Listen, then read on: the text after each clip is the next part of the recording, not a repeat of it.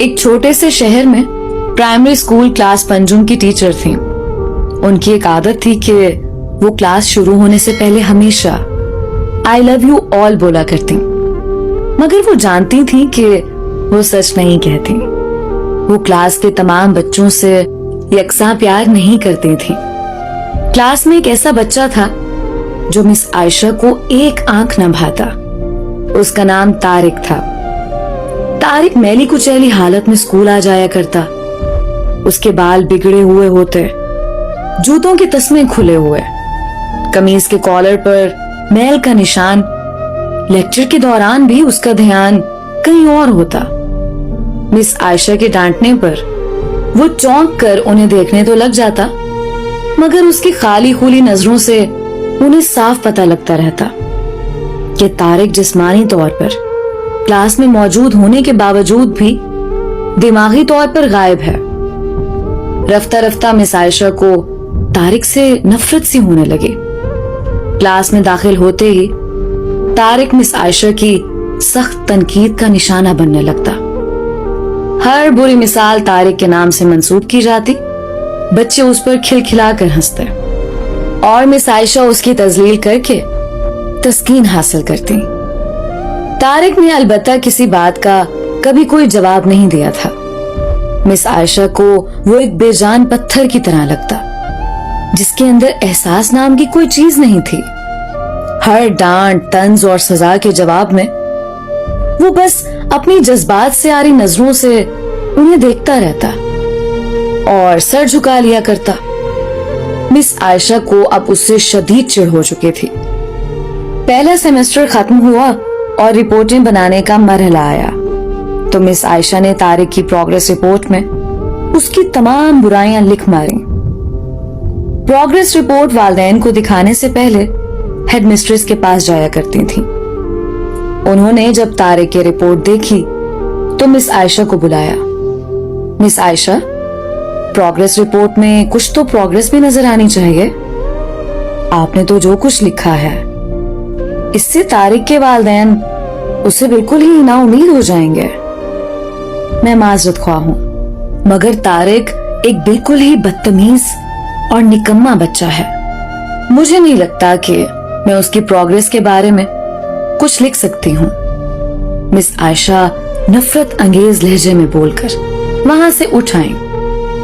Head mistress نے ایک عجیب حرکت کی. انہوں نے چپراسی کے ہاتھ مس عائشہ کے ڈیسک پر طارق کی گزشتہ سالوں کی پروگریس رپورٹس رکھوا دیں.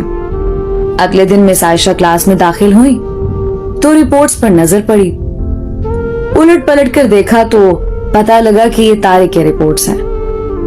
پچھلی کلاسوں میں بھی اس نے یقیناً یہی گل کھلائے ہوں گے، انہوں نے سوچا اور کلاس سوئم کی رپورٹ کھولی. رپورٹ میں ریمارکس پڑھ کر ان کی حیرت کی کوئی انتہا نہ رہی جب انہوں نے دیکھا کہ رپورٹ اس کی تعریفوں سے بھری پڑی ہے. طارق جیسا ذہین بچہ میں نے آج تک نہیں دیکھا. انتہائی حساس بچہ ہے اور اپنے دوستوں اور ٹیچر سے بے حد لگاؤ رکھتا ہے. آخری سیمسٹر میں بھی طارق نے پہلی پوزیشن حاصل کر لی ہے. مس عائشہ نے غیر یقینی کی حالت میں کلاس چہارم کی رپورٹ کھولی. طارق نے اپنی ماں کی بیماری کا بے حد اثر لیا ہے. اس کی توجہ پڑھائی سے ہٹ رہی ہے. طارق کی ماں کو آخری سٹیج کا کینسر تشخیص ہوا ہے. گھر پر اس کا اور کوئی خیال رکھنے والا نہیں ہے جس کا گہرا اثر اس کی پڑھائی پر پڑا ہے. طارق کی ماں مر چکی ہے اور اس کے ساتھ ہی طارق کی زندگی کی رمق بھی. اسے بچانا پڑے گا اس سے پہلے کہ بہت دیر ہو جائے. مس عائشہ پر لرزہ طاری ہو گیا. کانپتے ہاتھوں سے انہوں نے پروگریس رپورٹ بند کی. آنسو ان کی آنکھوں سے ایک کے بعد ایک گرنے لگے. اگلے دن جب مس عائشہ کلاس میں داخل ہوئیں تو انہوں نے اپنی عادت مستمرہ کے مطابق اپنا روایتی جملہ I love you all دہرایا، مگر وہ جانتی تھی کہ وہ آج بھی جھوٹ بول رہی ہیں، کیونکہ اسی کلاس میں بیٹھے ایک بے ترتیب بالوں والے بچے तारिक के लिए जो मोहब्बत वो आज अपने दिल में महसूस कर रही थी, वो क्लास में बैठे और किसी बच्चे के लिए हो ही नहीं सकती थी। लेक्चर के दौरान उन्होंने हस्बे मामूल एक सवाल तारिक पर दागा और हमेशा ही की तरह तारिक ने सर झुका लिया। जब कुछ देर तक मिस आयशा की तरफ से कोई डांट फिटकार और हम जमात साथियों की जानिब से हंसी की आवाज उसके कानों में ना पड़ी, तो उसने सर उठाकर उनकी तरफ देखा। खिलाफे तवक्को उनके माथे पर आज बल न थे, वो मुस्कुरा रही थीं। उन्होंने तारिक को अपने पास बुलवाया और उसे सवाल का जवाब बताकर जबरदस्ती दोहराने के लिए कहा। तारिक 3-4 दफा के इसरार के बाद आखिर बोल ही पड़ा। उसके जवाब देते ही मिस आयशा ने न सिर्फ खुद पुरजोश अंदाज में तालियां बजाईं, बल्कि बाकी सबसे भी बजवाईं। फिर तो ये रोज का मामूल बन गया। मिस आयशा हर सवाल का जवाब उसे खुद बताती और फिर उसकी खूब पजीराई करती।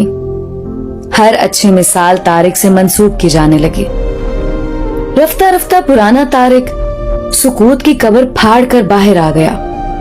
अब मिस आयशा को सवाल के साथ जवाब बताने की जरूरत न पड़ती। वो रोज बिला नक्स जवाबात देकर सबको मुतासिर करता और नित नए सवालात पूछकर सबको हैरान भी करता। उसके बाल अब किसी हद तक संवरे हुए थे, कपड़े भी काफी हद तक साफ होते, जिन्हें शायद वो खुद धोने लगा था। देखते ही देखते साल खत्म हो गया और तारिक ने दूसरी पोजीशन हासिल कर ली। अलविदाई तकरीब में सब बच्चे मिस आयशा के लिए खूबसूरत तोहफे तोहफे लेकर आए और मिस आयशा की टेबल पर ढेर करने लगे। उन खूबसूरती से पैक हुए तोहफे में एक पुराने अखबार में बदसलीका तर्ज पर पैक हुआ एक तोहफा भी पड़ा था। बच्चे उसे देखकर हंस पड़े। किसी को जानने में देर ना लगी कि तोहफे के नाम पर यह चीज तारिक लाया होगा। मिस आयशा ने तोहफे के इस छोटे से पहाड़ में से लपक कर उसे निकाला। खोलकर देखा तो उसके अंदर एक लेडीज परफ्यूम की आधी इस्तेमाल शुदा शीशी और एक हाथ में पहनने वाला एक बोसीदा सा कड़ा था, जिसके ज्यादातर मोती झड़ चुके थे। मिस आयशा ने खामोशी के साथ उस परफ्यूम को खुद पर छिड़का और हाथ में कड़ा पहन लिया। बच्चे ये मंजर देखकर हैरान रह गए, खुद तारिक भी। आखिर तारिक से रहा ना गया और मिस आयशा के करीब आकर खड़ा हो गया। कुछ देर बाद उसने अटक अटक कर मिस आयशा को बताया कि आज आपसे बिल्कुल मेरी माँ जैसी खुशबू आ रही है। वक्त पर लगाकर उड़ने लगा। दिन हफ्तों, हफ्ते महीनों और महीने साल में बदलते भला कहाँ देर लगती है, मगर हर साल के इख्तिताम पर मिस आयशा को तारिक की तरफ से एक खत बाकायदगी के साथ मौसूल होता है, जिसमें लिखा होता है कि मैं इस साल बहुत सारे नए टीचर्स से मिला, मगर आप जैसा कोई नहीं था। फिर तारिक का स्कूल खत्म हो गया और खुतूत का सिलसिला भी। कई साल मजीद गुजरे और मिस आयशा रिटायर हो गईं। एक दिन उन्हें अपनी डाक में तारिक का खत मिला, जिसमें लिखा था, इस महीने के आखिर में मेरी शादी है और मैं आपकी मौजूदगी के सिवा शादी का नहीं सोच सकता।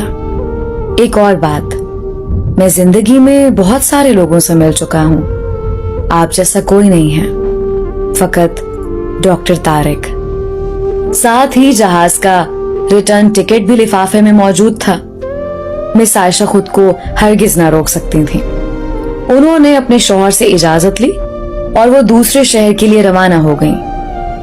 ऐन शादी के दिन जब वो शादी की जगह पहुंची तो थोड़ी लेट हो चुकी थी। उन्हें लगा तकरीब खत्म हो चुकी होगी, मगर ये देखकर उनकी हैरत की इंतहा ना रही कि शहर के बड़े बड़े डॉक्टर, बिजनेसमैन और यहाँ तक के वहां मौजूद निकाह ख्वां भी उकताया हुआ खड़ा था। मगर तारिक तकरीब की अदायगी की बजाय गेट की तरफ टिकटिकी लगाए उनकी आमद का मुंतजर था।